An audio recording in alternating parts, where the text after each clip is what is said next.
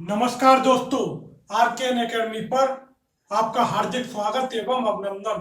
दोस्तों, इस चैनल को सब्सक्राइब अवश्य करें। दोस्तों, आज हम भारी विश्व से भारत का सांस्कृतिक संबंध या बेहतर भारत के बारे में जानकारी प्राप्त करेंगे। दोस्तों, बेहतर भारत शब्द का सर्वप्रथम प्रयोग किसने किया? दोस्तों, राधा कुमुद मुखर्जी ने किया। और किसमें किया था? अपनी पुस्तक भारत की मौलिक एकता यानी कि the fundamental unity of India में किया। तो दोस्तों, बेहतर भारत यानी ग्रेट इंडिया, बेहतर भारत शब्द का सर्वप्रथम जो प्रयोग किया था वो किसने किया था? दोस्तों, राधा कुमुद मुखर्जी ने किया था। और किसमें किया था? दोस्तों, राधा कुमुद मुखर्जी ने किया था। और किसमें किया था? दोस्तों, अपनी पुस्तक यानी इनकी एक पुस्तक थी भारत की मौलिक एकता, भारत की मौलिक एकता नामक पुस्तक में किया था, अर्थात the fundamental unity of India, the fundamental unity of India में किया था, यूनिटी ऑफ इंडिया में किया था। किसका प्रयोग किया था? दोस्तों, बेहतर भारत का जो प्रयोग था, बेहतर भारत यानी ग्रेट इंडिया जो शब्द है उसका जो प्रयोग किया था वह सर्वप्रथम किसने किया था? राधा कुमुद मुखर्जी ने किया था। और किसमें किया था? भारत की मौलिक एकता यानी कि the fundamental unity of India नामक पुस्तक में किया था। भारत के जो प्राचीन निवासी जो थे वे अपनी भौगोलिक सीमाओं को लांघकर सुदूर देशों में गए और वहां क्या किया?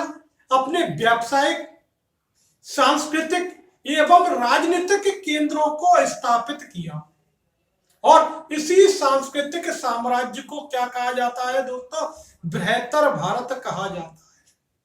यानी कि जो भारत के जो प्राचीन निवासी थे उन्होंने क्या किया? भारी विश्व से क्या किया? सांस्कृतिक संबंध स्थापित किया। और किन माध्यमों से स्थापित किया? वह किया था व्यापार के माध्यम से, धर्म प्रचार के माध्यम से एवं उपनिवेश स्थापना के माध्यम से। तो भारत के प्राचीन निवासी अपनी भौगोलिक सीमाओं को लांघकर सुदूर देशों में गए और वहां अपने क्या व्यावसायिक, राजनीतिक एवं सांस्कृतिक केंद्रों की क्या क्या की स्थापना की। और इसी सांस्कृतिक साम्राज्य को बेहतर भारत कहा। अब बेहतर भारत की स्थापना के क्या क्या कारण थे? तो पहला था व्यापार। सर्वप्रथम जो इन्होंने क्या किया? व्यापार स्थापित किया। तो पहला कारण क्या था? व्यापार। तो सर्वप्रथम इन्होंने क्या किया? व्यापार स्थापित किया। और हम जानते हैं कि जो हमारे जो विदेशों के साथ व्यापारिक संबंध सिंधु सभ्यता के समय से ही चले आ रहे हैं। और इससे क्या हुआ? एक दूसरे देशों की जो संस्कृति है उसका आदान प्रदान हुआ। दूसरा कारण क्या था? धर्म प्रचार। दूसरा कारण क्या था?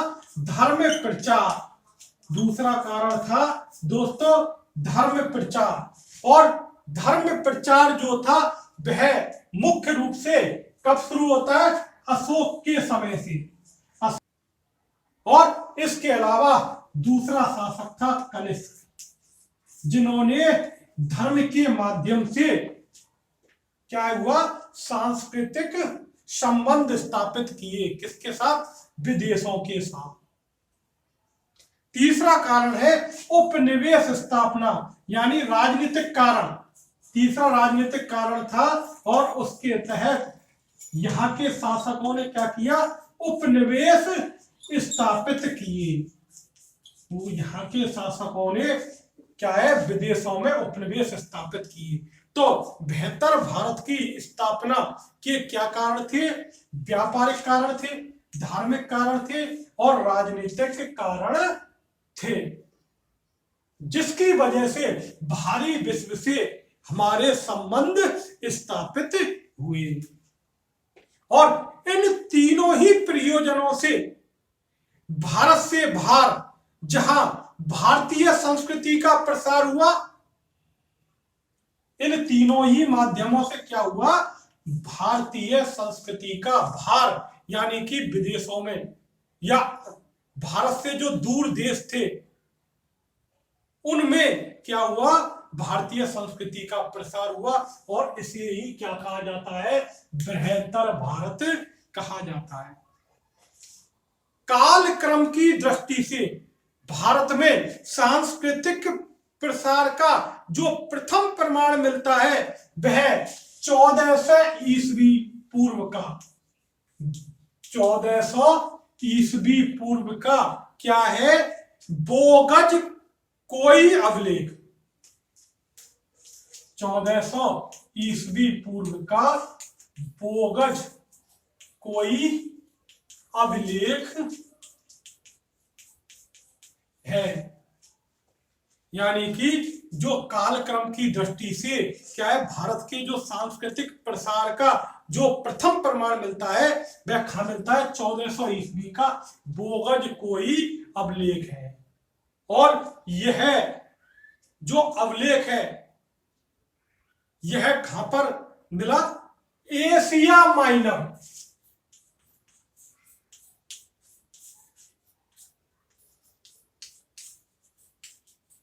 में, यानी कि तुर्की में यह लेख स्थापित है। यह लेख कहां पर स्थापित है, यह लेख तुर्की में स्थापित है।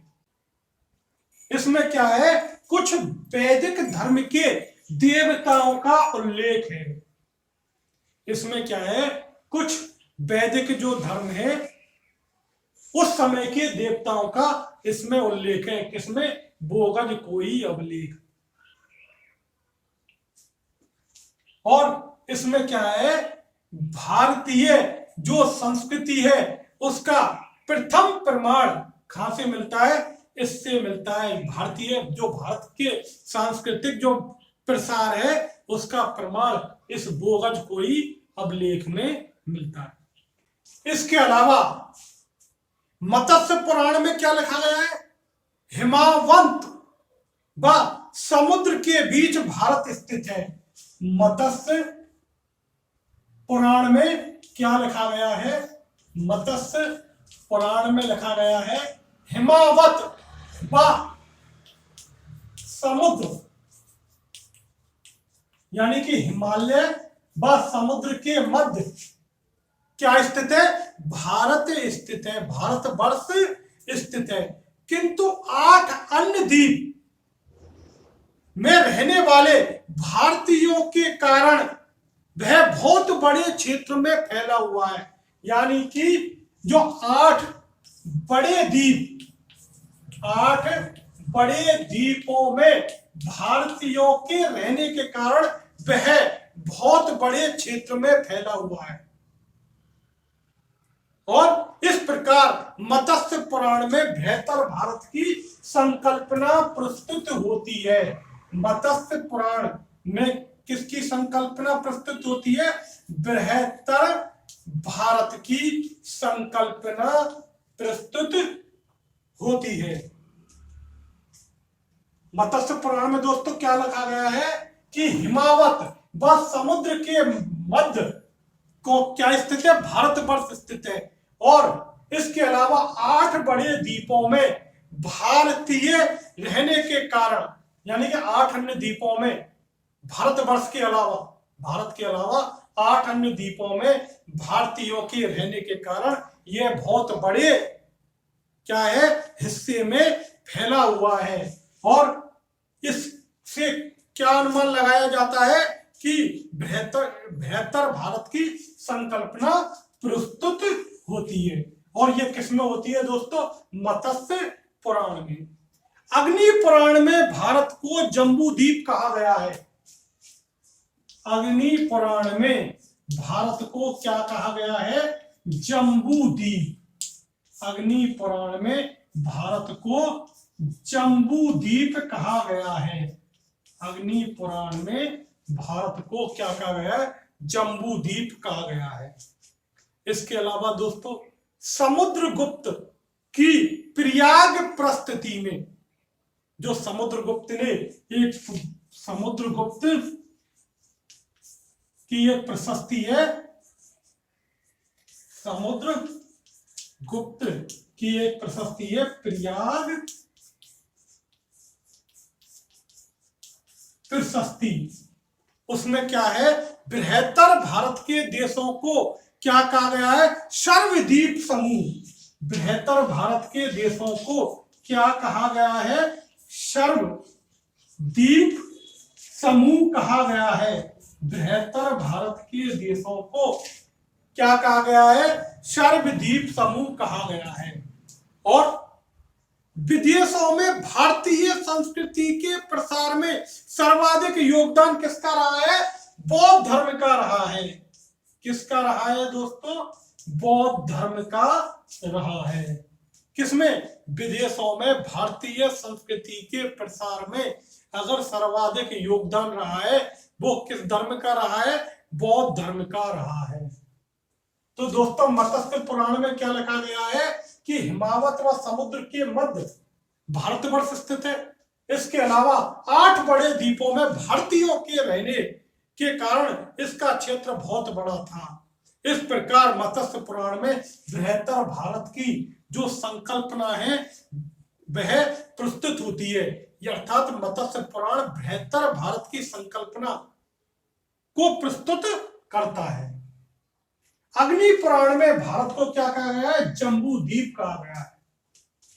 और समुद्रगुप्त की जो प्रयाग प्रशस्ति है उसमें बृहत्तर भारत के देशों को सर्वद्वीप समूह कहा गया है।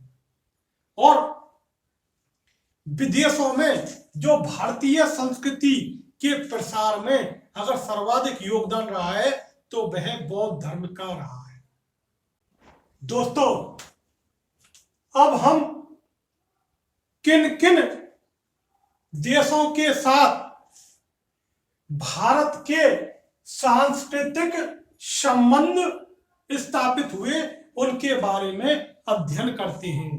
तो दोस्तों सबसे पहले हम मध्य एशिया के बारे में अध्ययन करते हैं कि मध्य एशिया में किन किन देशों के साथ भारत के सांस्कृतिक संबंध स्थापित हुए। तो मध्य एशिया में कौन कौन से देश आते हैं? मध्य एशिया में आते हैं ईरान। मध्य एशिया में ईरान, चीन व भारत के मध्य आने वाले देश मध्य एशिया में आते हैं। तो मध्य एशिया में कौन कौन से देश आते हैं दोस्तों? भारत, ईरान व चीन के मध्य आने वाले देश कौन किस में आते हैं? मध्य एशिया में। और मध्य एशिया के अंतर्गत आने वाले मुख्य देश कौन कौन से हैं दोस्तों? नंबर 1 है भूटान। नंबर 1 कौन सा है दोस्तों? भूटान। इसके अलावा कासगर, कूची, कारा शहर, कासगर,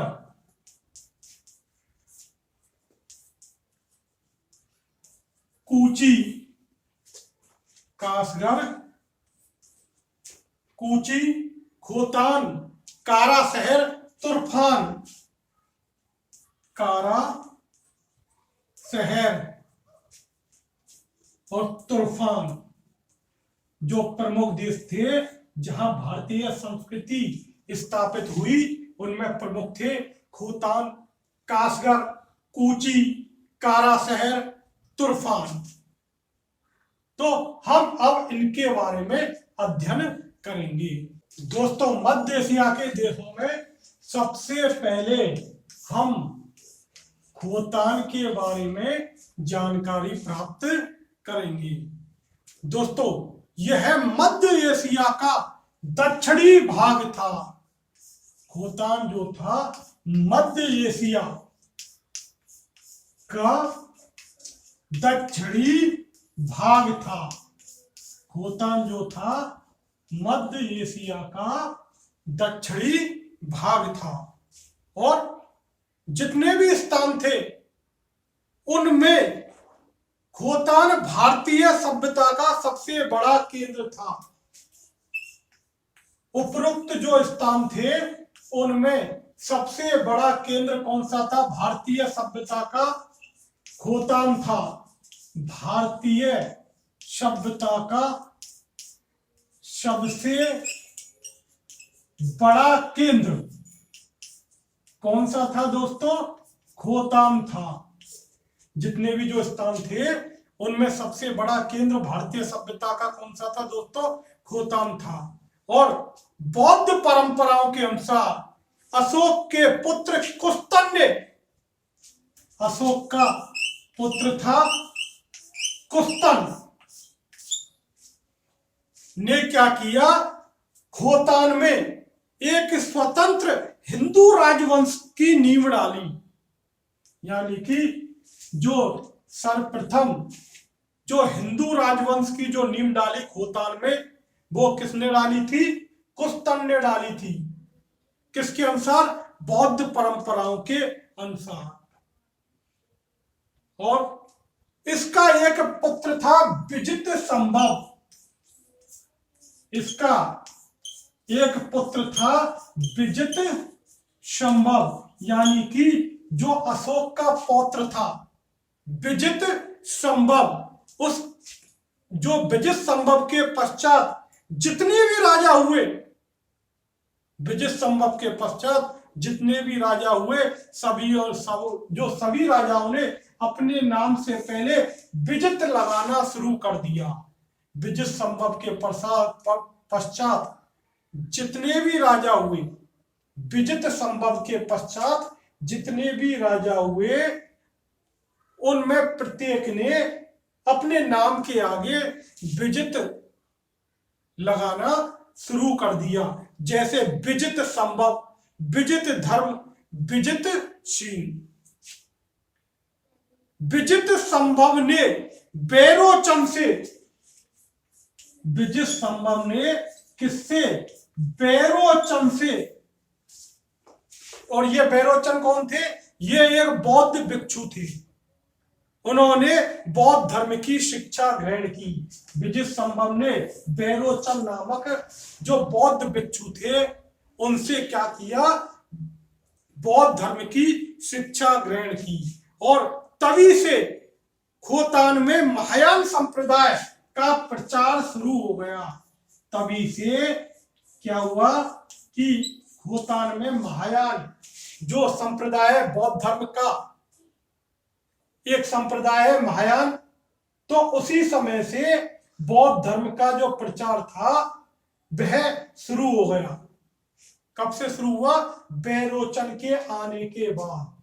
और इनसे विजित संभव ने क्या ली? शिक्षा ली। और ये बौद्ध भिक्षु थे। दोस्तों, खोतान में क्या है? गोमती विहार नामक एक मठ है जो मध्य एशिया का सबसे बड़ा मठ है।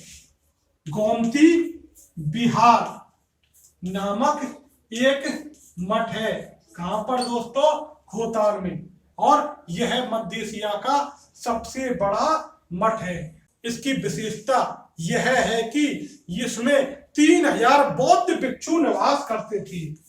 इसमें कितने बौद्ध भिक्षु निवास करते थे? 3000 बौद्ध भिक्षु निवास करते थे। और गोमती विहार बौद्ध शिक्षा का प्रमुख केंद्र था। और यहां से क्या मिला है? खरोष्टी लिपि में लिखित धम्मपद व सदर्भ पुंडरिक नामक ग्रंथ मिले हैं। यहां से क्या मिला है दोस्तों? धम्मपद और सधर्म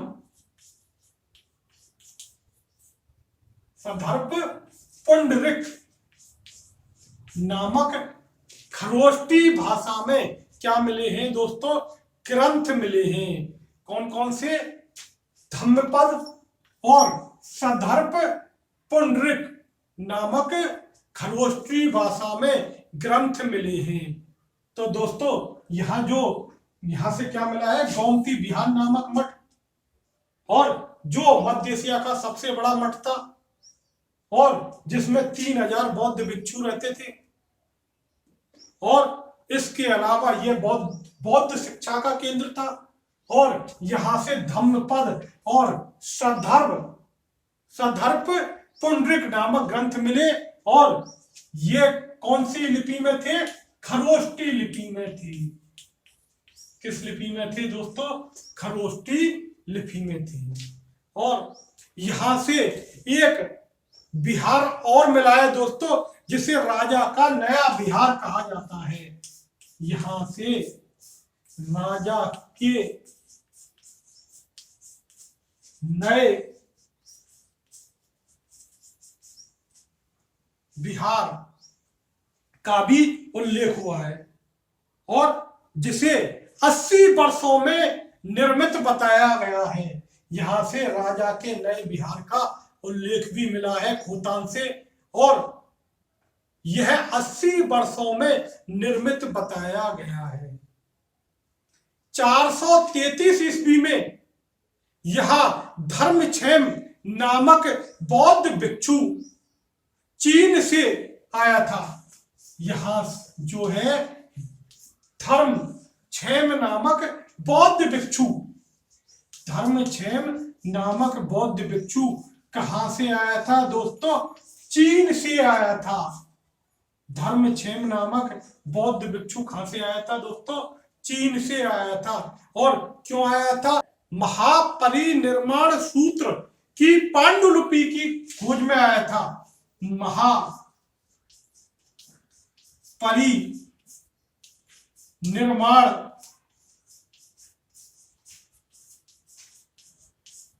सूत्र की पांडुलिपि की खोज में आया था। कब आया था दोस्तों? 433 ईस्वी को आया था। 433 ईस्वी को आया था। कौन? धर्मक्षेम नामक बौद्ध भिक्षु आया था। और क्यों आया था? महापरिनिर्वाण जो है महापरिनिर्वाण सूत्र की पांडुलिपि की खोज में आया था। खोतान के तुन हवांग से अजंता के समान क्या मिली है? जो बौद्ध विषयक भित्ति चित्र व बिहार मिले हैं। कहां से मिले हैं दोस्तों? तुन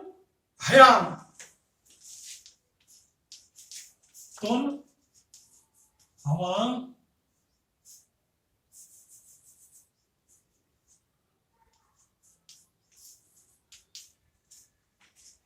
जो खोतान से क्या है?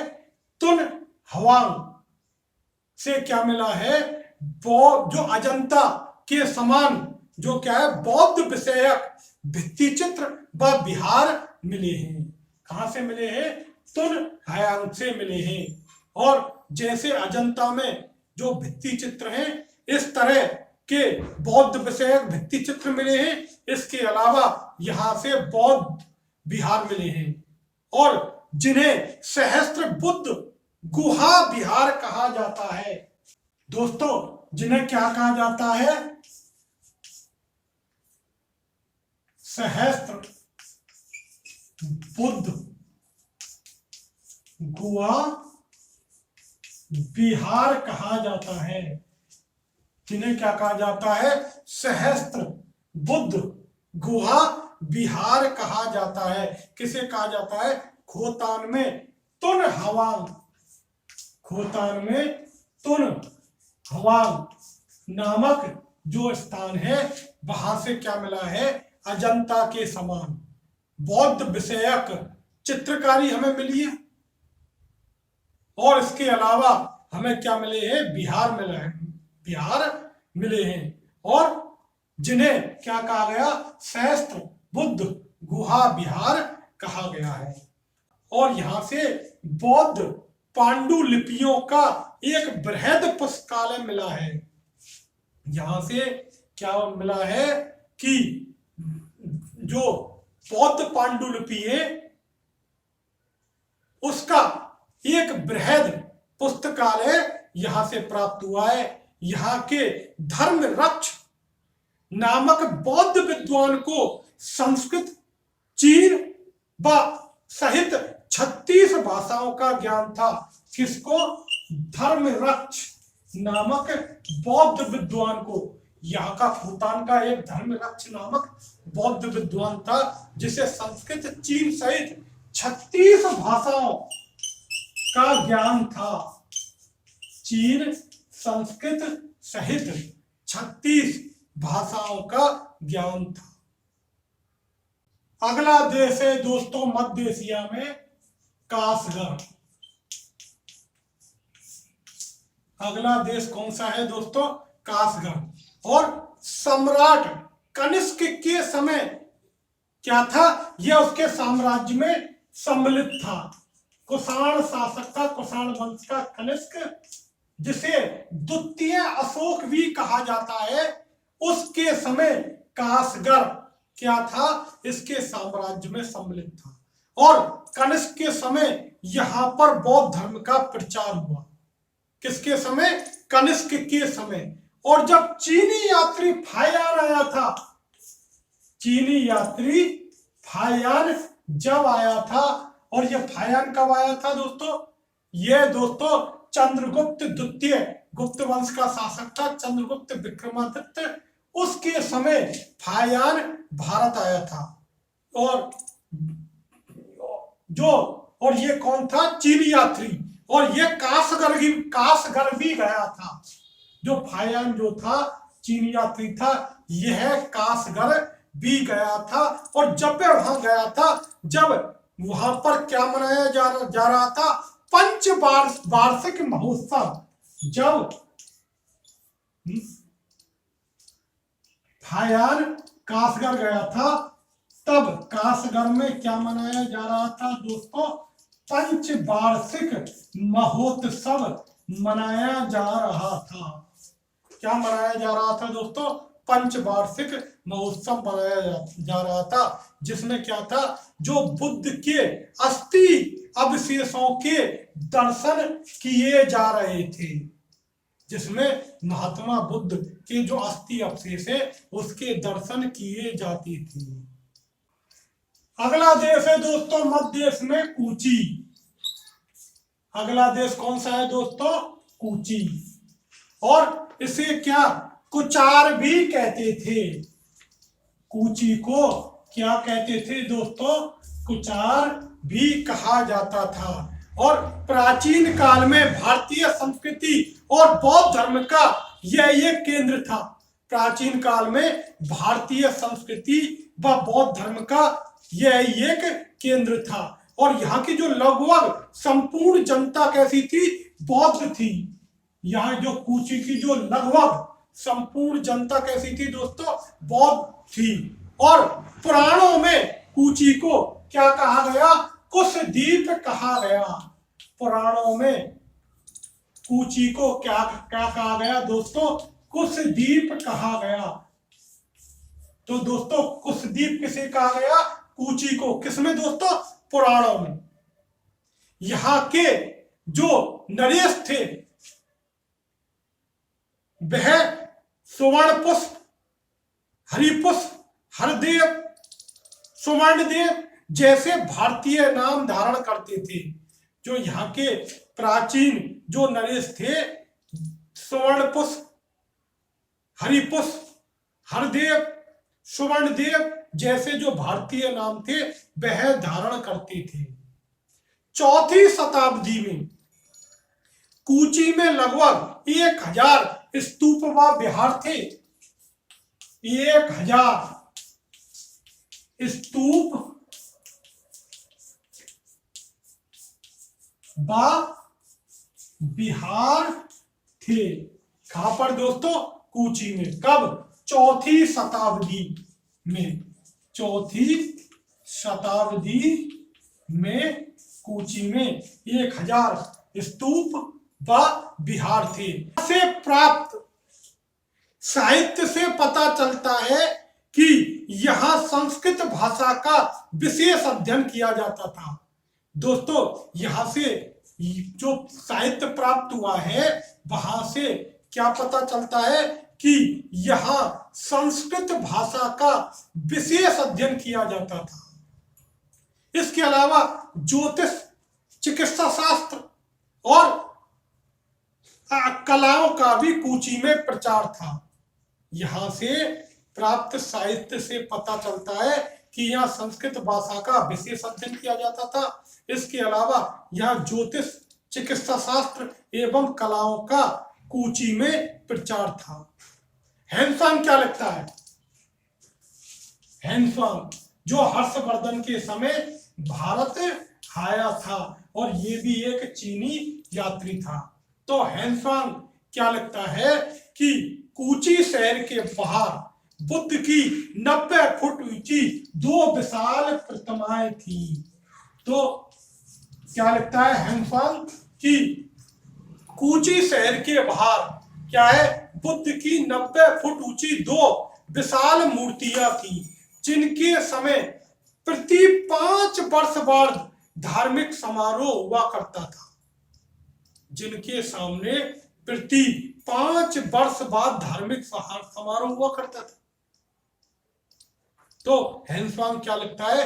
कूची शहर के बाहर बुद्ध की 90 फुट ऊंची 2 विशाल प्रतिमाएं थी और जिनके सामने प्रति 5 वर्ष बाद, जिनके सामने क्या काम होता था, प्रति 5 वर्ष बाद धार्मिक समारोह हुआ करता था। कूची में भारतीय शैली के संगीत का प्रचार था। कूची में क्या था? भारतीय शैली के संगीत का प्रचार था। कूची में क्या था? भारतीय शैली के संगीत का प्रचार था। कूची में संस्कृत पढ़ाने के लिए कातंत्र व्याकरण का उपयोग किया जाता था। किसका उपयोग किया जाता था दोस्तों? कातंत्र व्याकरण का। किसके लिए? संस्कृत पढ़ाने के लिए। कहां पर? कूची में। कूची में संस्कृत पढ़ाने के लिए कातंत्र व्याकरण का प्रयोग किया जाता था, उपयोग किया जाता था। चौथी शताब्दी में कूची के भिक्षुओं ने चीन में बौद्ध धर्म के प्रचार में महत्वपूर्ण योगदान दिया और इन भिक्षुओं में प्रमुख कौन है? कुमारजीव। चौथी सदी में क्या है कि जो कूची के जो बौद्ध भिक्षु थे, इन्होंने चीन में क्या है, बौद्ध धर्म के प्रचार में महत्वपूर्ण योगदान दिया। उसमें प्रमुख कौन से थे? कुमारजीव।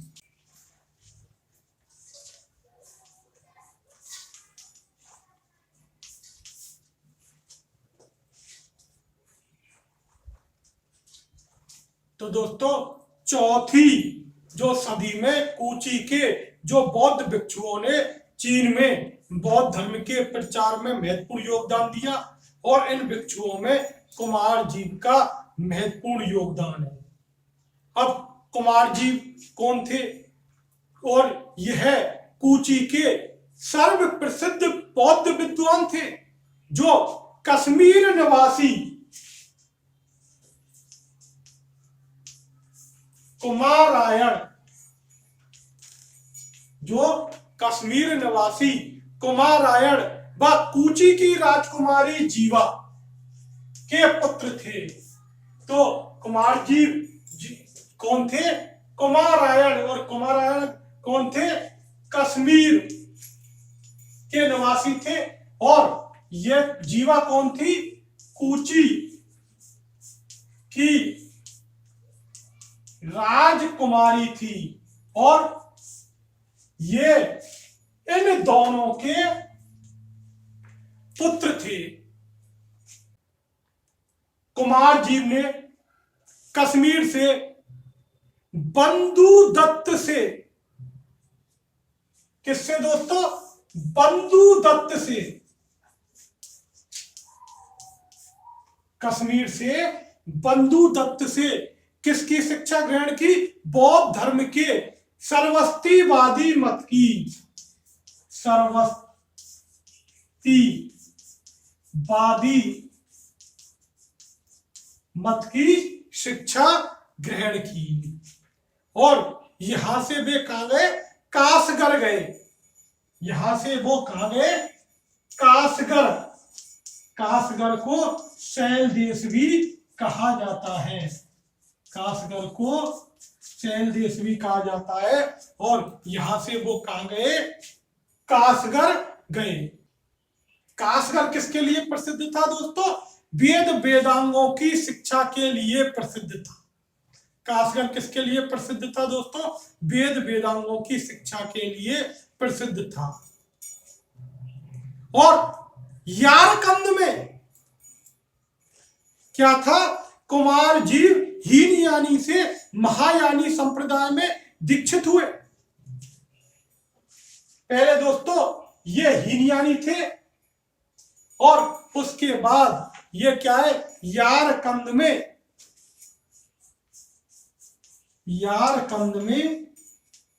क्या था? ये हीनयानी से महायानी,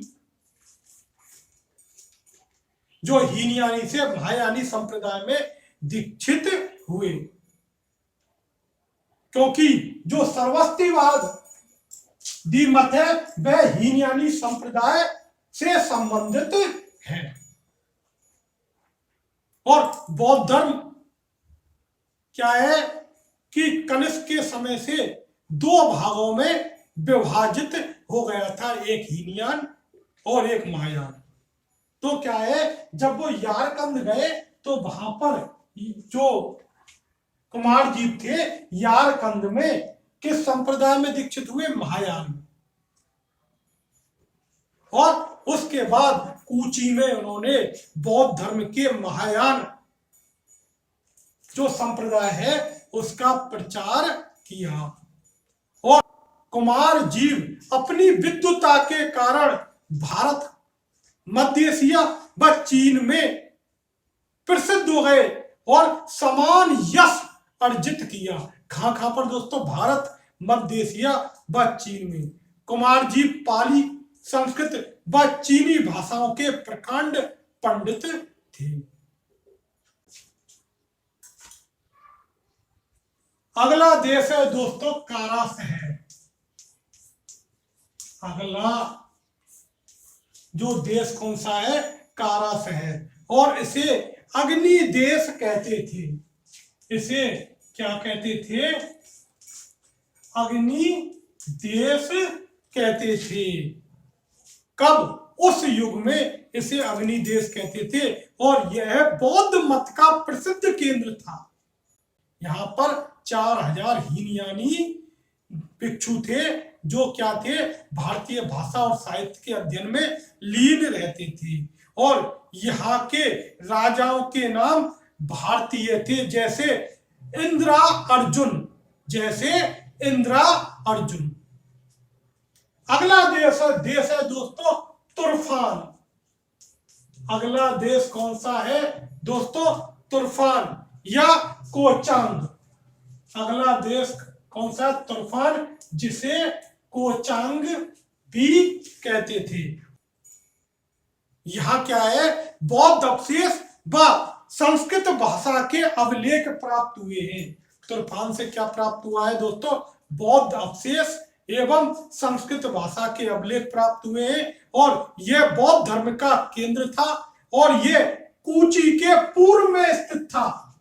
यह कहां स्थित था दोस्तों? कूची के पूर्व में स्थित था तथा बौद्ध धर्म का प्रमुख केंद्र था। कौन सा दोस्तों? तुर्फान। और यहां से क्या प्राप्त हुए? संस्कृत भाषा के अभिलेख तथा बौद्ध अवशेष प्राप्त हुए हैं। यहां से संस्कृत भाषा के अभिलेख प्राप्त हुए हैं। यहां से संस्कृत भाषा के अभिलेख प्राप्त हुए हैं। यहां से क्या प्राप्त हुए दोस्तों? संस्कृत भाषा के अभिलेख प्राप्त हुए। इसके अलावा बौद्ध अवशेष प्राप्त हुए हैं। और तूफान में अश्वघोष रचित सारी पुत्र प्रकरण नामक नाटक का अंतिम अध्याय भोजपत्र पर लिखा हुआ प्राप्त हुआ है। क्या प्राप्त हुआ है? अश्वघोष